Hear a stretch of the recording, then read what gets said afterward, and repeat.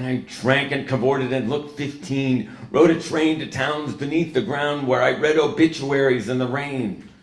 She had written the headlines to a newspaper lead. To Joey, who died, it began. And there I was, named in her poem. Oh, Julia, dear Julia, tell me I'm not dead. Oh, Julia, dear Julia, say I'm alive instead. Like, applaud yourself, applaud yourself.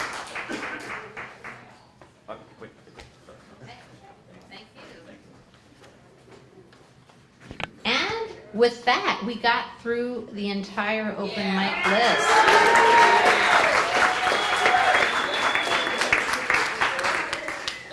How about that? I can still run a reading, why not? Okay. And I'm going to read one of Julia's poems, and then I'm going to ask Debbie to come up and say a few words, and Richard wants to thank everybody and all that. So I'm going to read Julia's poem. You know, my favorite Julia poem is actually one about the 60s when she was at a rally in People's Park, and then she went, people ran through the streets saying the war is over. I think it was inspired by the John Lennon thing of the war is over if you want it. And the poem where the woman comes out of the house and said, my son's coming home. That poem just moves me always, and I'll never forget it. And that's the beauty of poetry, is that these beautiful, invisible pieces of life go by, and they enter into you, and they become part of your spleen and other elements in your organs, and they're with you always. And that was Julia's gift to all of us, is that she gave us these moments, these really crystalline, like, moments that will stay with us, and that's the beauty of poetry always. So this is called When Someone Dies. When someone dies, the light from a struck match is not as bright. Water is not as wet. A pair of tight shoes doesn't pinch as much. Hot food doesn't reach into mouths as fast. Laughter is a scratched record played at the wrong speed. Walls just stand there like actors who've forgotten their lines. Sympathy gets under the skin like a wooden sliver under a vampire's thumbnail. The very air is awkward, as if death were some sort of indecent exposure, and someone should call the cops and make it stop. Sure.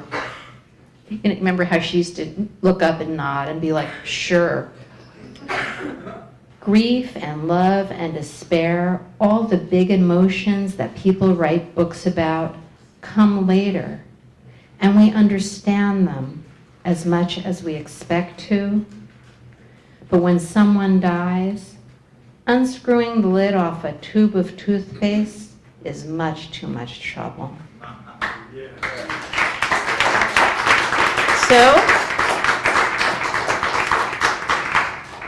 I'd like to welcome up Deborah Vinograd, the wonderful painter who's did all the book covers and enriched everybody's lives in a very quiet way. So thank you so much.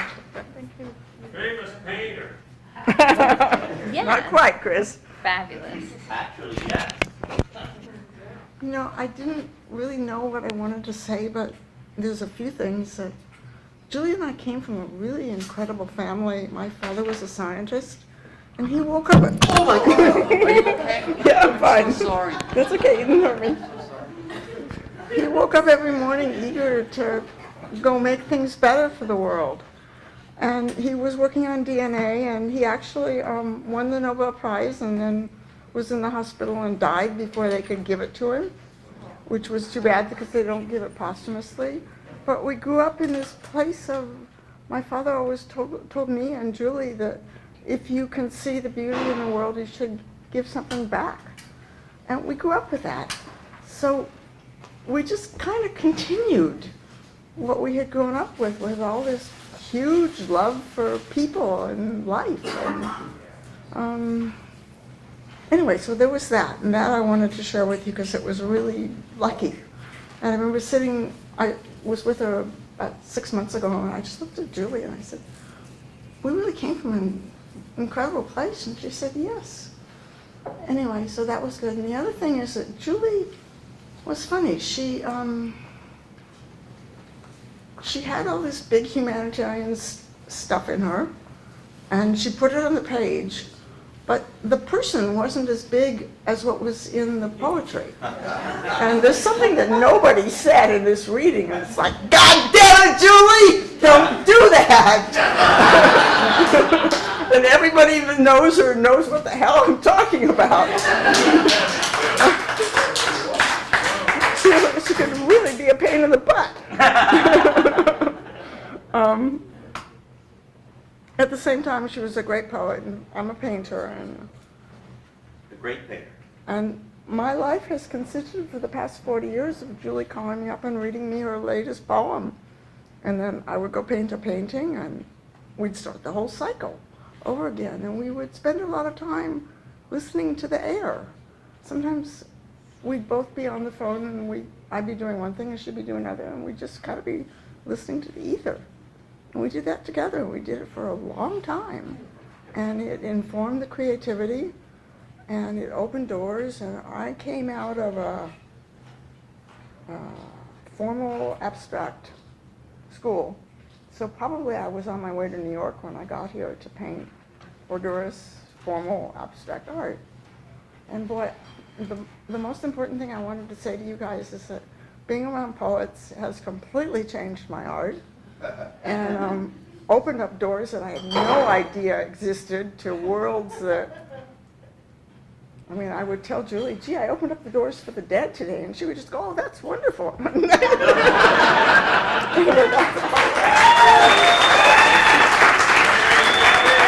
Debbie speaks. So we're done. I'm going to say a remark or two and then take us out with one last short poem of Julia Vinograd's. Let me just say a thing or two. One is, if you do have a poem or a piece you've written about Julia, and we're going to try, when I say we, actually, I'm talking about Bruce Isaacson and Zeitgeist, which I'm not really part of, but to put together a little anthology at some point. And there's these purple pieces of paper. Dorita, are they still up there, the purple sheets? Yeah, yes, they have an email address to send any poems that you'd like to submit for that anthology. So grab one on your way out. They're just on the front table there. And if you don't have email, ask you. You must have a friend who does. Yeah. So it's easy for those who do. So and we were going to be done by 5 because this place, they gave it to us free until 6. And it's a big cleanup. So when I'm done with Julia's poem, the best way you can thank us is to skedaddle. Unless if you'd said you can stay to help clean, stay in this room, but really, 5 or 6, 7, people would be great. And everyone else, please head to the lobby. And if you have any food here still or beverages, grab them and take them out. If you have any trash, there's a trash can by the door. That'd be a big help. So let me finish with the last. I actually read this at her benefit, but the last poem by Julia in her last book, which is called World Dance, and it's kind of a perfect way to end. It's not the wars or gangs or even families fighting after hard work, and the food always tastes the same, while outside the summer window butterflies dance. Everything dies sooner or later. Winning or losing, everything dies. Birds splatter the heads of statues and fly away. Children play hide and seek with the wind always wins. Horizons swing like unfurled wings, somersaulting upwards. Lie on your back on a weed-wild hill and stare up, looking for the sky pulsing behind the sky. The game of pain plays and stays and repeats, that everything dies sooner or later. But the sky behind the sky tells you its secret close in your ear and warm against your lips. Everything lives. Reach out and touch, bend and believe. Everything lives. Leaf, bird, blackberry. The world is too big to lose. Oh, that's right. Isn't it wonderful? Thank you all so much, and please help by leaving. We love you. Thank you, Pasha.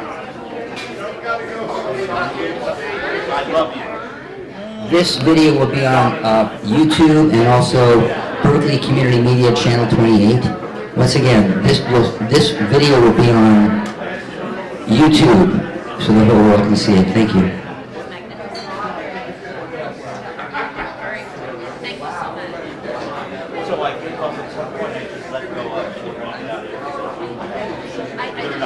No, when we got, no,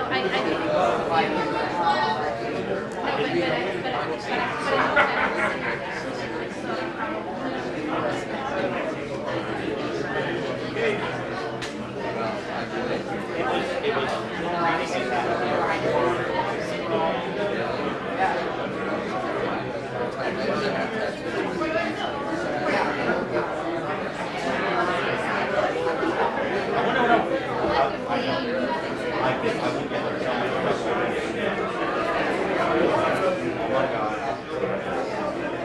but it's all good. That's why I was like, I said we were ready.